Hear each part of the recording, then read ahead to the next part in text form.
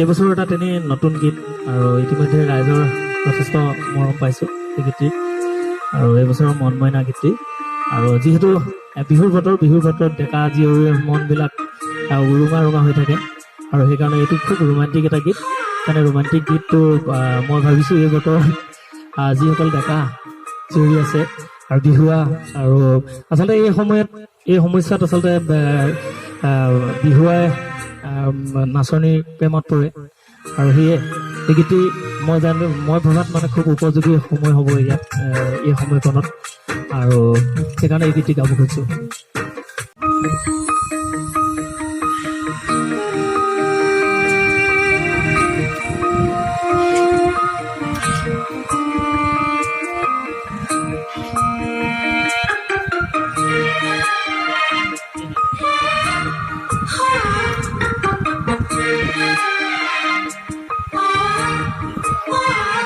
O senti modom logadiko